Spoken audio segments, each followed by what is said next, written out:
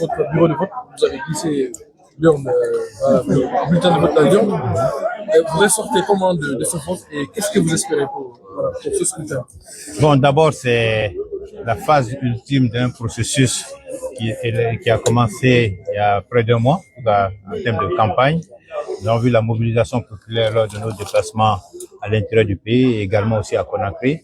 Et il y a une volonté farouche que nous avons vue chez les populations, une volonté farouche de changement. Et aujourd'hui est ce jour historique-là qui va sceller le destin de la Guinée pour les décennies à venir, pour les siècles à venir. Et là, je suis venu voter avec confiance, sachant que les électeurs m'accorderont leur voix, puisqu'ils ont écouté notre programme tout au long de cette campagne et ce que nous voulons faire pour la Guinée. Donc, j'espère que le verdict des urnes sera respecté.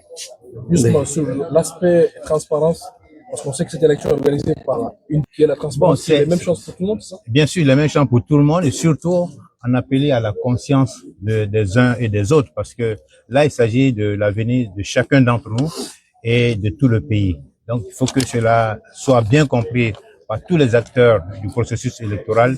Il ne s'agit pas d'une personne, c'est pas un combat de personnes, mais surtout c'est un combat de programme et un combat pour l'avenir de notre pays. Il faut que les gens en tiennent compte, parce que si on ne fait pas les choses dans les règles de l'art, le pays part encore pour des années de troubles inutiles.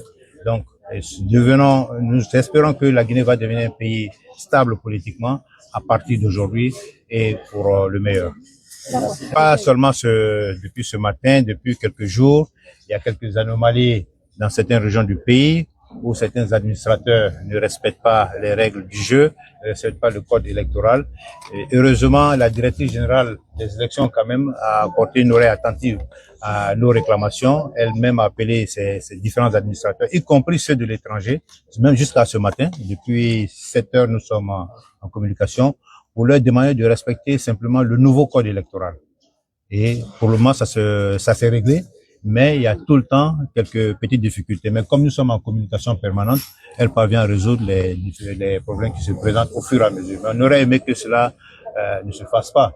Mais je salue sa bonne volonté d'aider à apaiser le processus. Mais il faut que les administrateurs à tous les niveaux fassent leur travail, y compris ceux qui sont à l'étranger dans nos ambassades. Ça, c'est aussi un point d'inquiétude, mais on va essayer de les résoudre au fur et à mesure. D'accord. Monsieur le Président, leur avenir se joue aujourd'hui. Ce vote est très important. Je le répète encore, ce n'est pas une question de personne. C'est une question de l'avenir de notre pays. Donc, que les gens viennent voter massivement. Et à partir de cela, de ce vote massif, nous allons pouvoir sécuriser le choix du peuple. Est-ce que vous êtes confiant? Je reste très confiant. Au vu de ce que nous avons fait sur le terrain, au vu de l'adhésion populaire à notre programme, nous restons confiants. Monsieur le Président, pensez-vous... Écoutez, aucune élection n'est gagnée d'avance. Simplement, venez voter massivement, jouez votre rôle, parce qu'il ne faut pas aller à un combat que vous estimez perdu d'avance, ça ne sert à rien. Moi, je pense que ce combat-là, nous allons le gagner, et parce que la population nous a suivis partout, et nous voyons tous les échos qui nous reviennent, et nous restons confiants. Aucun combat n'est gagné d'avance, et surtout pas cette élection. Une question pour moi, peut-être, voter oui, mais surveiller le vote, est-ce que vous avez des agents dans certains bureaux de vote pour surveiller? Nous avons des représentants dans tous les bureaux de vote pour surveiller justement le décompte des voix jusqu'à la proclamation finale.